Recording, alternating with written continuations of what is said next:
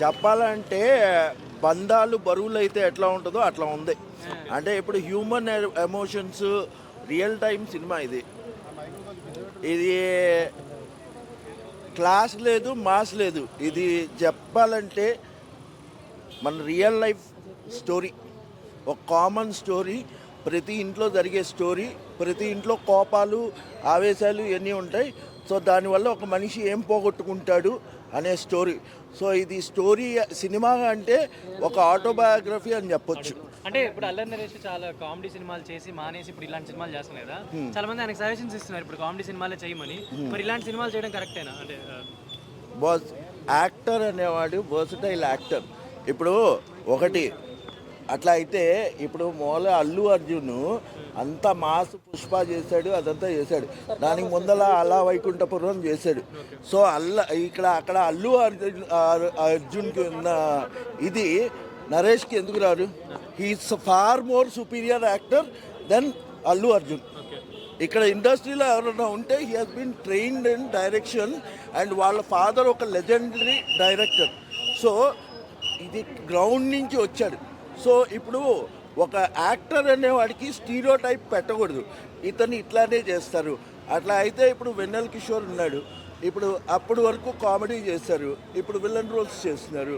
So what is difference? So ఇప్పుడు అంటే ఇది స్క్రీన్ ప్లే ఎలా ఉందంటే బచ్చల మల్లి ఎలా ఉంది? నేను కావాలంటే రాసిస్తాను, ఇదే డైరెక్టర్ మళ్ళీ ఇంకో హిట్ కొడతాడు. That's that. సో ఇప్పుడు అల్లరి నరేష్ హిట్ వచ్చినట్టేనా? అంటే ఇప్పుడు హిట్ అంటే ఏముంది బస్సు, ఈ టైంలో ఉన్నట్టు చెప్పాలంటే అక్కడ ఉన్న ప్రొడ్యూసర్స్ కౌన్సిల్స్ మెంబర్స్ అందరి వరకు చిన్న సినిమాలకి థియేటర్లు కరెక్ట్గా ఇచ్చే వరకు హిట్లు లేవు, ఏమీ లేదు. ఈవెన్ పుష్ప కూడా ఏంటంటే ఉన్నట్టు చెప్పాలంటే అక్కడ వాళ్ళు ఇస్తున్న ఫిగర్స్ ఏదైతే ఉందో కామెడీ షోస్, అక్కడ అంత కలెక్షన్స్ లేవు. ఇదంతా మనకి తెలుసు. సో ఇప్పుడు మామూలుగా ఒక సినిమా హిట్, ఒక సినిమా ఫ్లాప్ అనే టైం పోయింది. ఇదంతా ఏంటంటే ఓటీటీ బ్యాండ్. సో ఓటీటీ ఉన్నన్ని రోజులు ఏంటంటే ప్రతి సినిమా హిట్టే.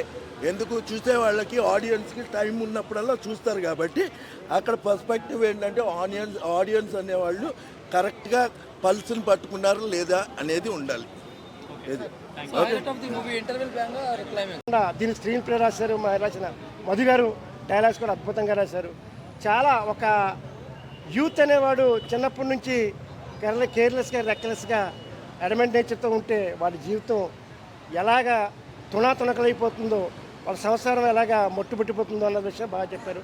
అప్పుడు బలగం కుటుంబం గురించి బలగం సినిమా తీశారు, అప్పుడు బలగం గురించి గొప్పగా చెప్పుకున్నాం. ఇప్పుడు బచ్చల మల్లి గురించి మనకు గొప్పగా చెప్పుకోవాలి. కుటుంబ సమేతంగా అందరూ చూడాలండి, మంచి పిక్చరు, మెసేజ్. ఇందులో నటన గురించి చెప్పుకోవాలంటే అల్లరి నరేష్ గారు మరో రేంజ్లో నటన చేశారు. ఆయన చాలా కష్టపడ్డారు ఈ యొక్క పాత్ర పోషించడానికి. చాలా మంచి సినిమా అండి, తప్పకుండా చూడండి, ఆదరించండి. ఇలాంటి సినిమాలు మనం ఆదరిస్తుంటే కుటుంబ సమస్యల మీద అనేక రకాల సినిమాలు వస్తాయి. తప్పకుండా మనం ఇలాంటి సినిమాలు మనం ఆదరించాలి. డైరెక్టర్ గారు అభివృద్ధిలోకి వస్తారు, రైటర్ మధు గారు కూడా మంచి అభివృద్ధిలోకి రావాలని, ముఖ్యంగా మహేష్ గారు ఇంకా ఇంకా హై రేంజ్కి వెళ్ళి ఆయన పెద్ద పెద్ద సినిమాలు చేయాలని ఆశిస్తూ Bhadraji artist. Thank you. So ఇప్పుడు మామూలుగా కోపాలకి ఆవేశాలకి ఏంటంటే ఇంటర్వెల్ ఉండవు, అవునా?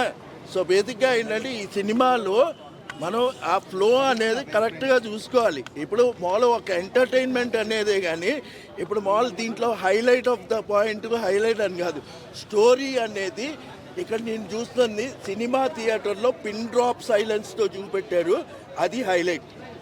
సో అంత ఎంగ్రాసింగ్గా ఉన్న స్టోరీ అది. So it is a hit.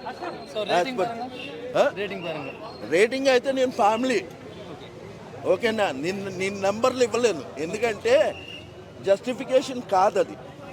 Family audience మెప్పించిన షూర్, దట్స్ ఇట్.